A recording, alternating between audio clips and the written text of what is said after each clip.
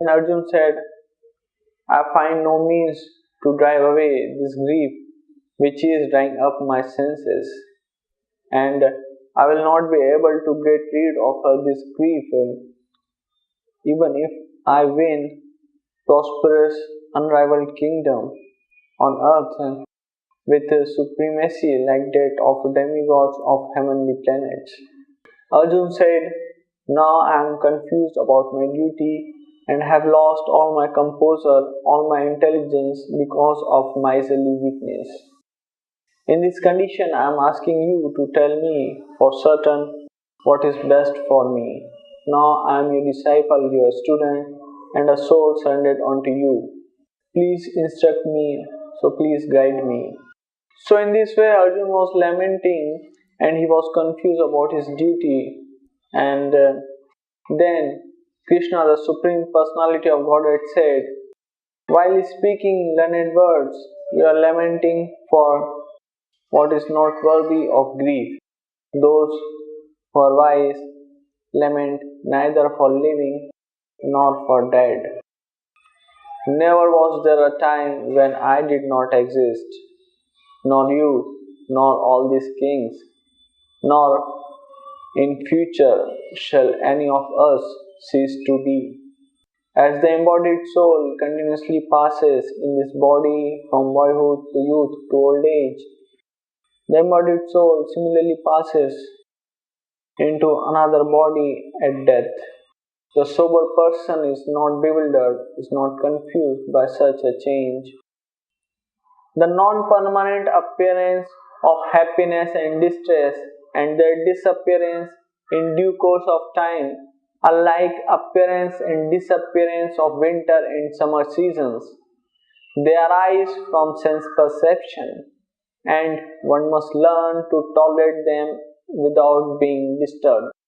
The person who is not disturbed by happiness and distress and is steady in both is certainly eligible for liberation.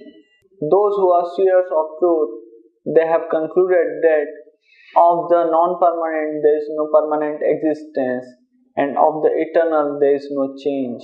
That means of the temporary body, of the material body, there is no permanent existence, and of the eternal soul there is no end. And this they have concluded by properly studying, by properly analyzing the nature of the both. That which pervades the entire body, you should know it to be indestructible. No one is able to destroy that imperishable soul. Living entity is indestructible, immeasurable, and eternal, whereas material body of living entity is sure to come to an end. It is destructible. One who thinks that a living entity is a killer, slayer, or one who thinks that living entity is killed, slain, both are ignorant, both have no knowledge, because living entity is neither slayer nor slain. For the soul, there is neither birth nor death at any time.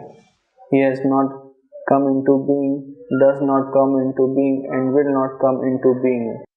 He is unborn, eternal, ever existing, and primeval. He is not slain when the body is slain. He is not destroyed when the body is destroyed. How can a person who knows that the soul is indestructible, eternal, unborn, and immutable kill anyone or cause anyone to kill? As the person puts on new garments, giving up the old and useless ones, similarly the soul accepts new material bodies, giving up old and useless ones. The soul can never be cut to pieces by any weapon, nor burned by the fire, nor moistened by water, nor withered, dried by the wind. This individual soul is unbreakable and insoluble, and can neither be burned nor dried. The soul is everlasting, present everywhere, immovable, unchangeable, and eternally the same. It is said that the soul is invisible, inconceivable, and immutable. One who has taken birth is sure to die, and after that, one is sure to take birth again. So, in unavoidable discharge of prescribed duty, one should not lament. Some look on the soul as amazing, some describe him as amazing, and some hear of him as amazing, while others, even after hearing, cannot understand him at all. He who dwells in the body, he who resides in the body, can never be slain, can never be killed. Therefore, you need not grieve for any living being.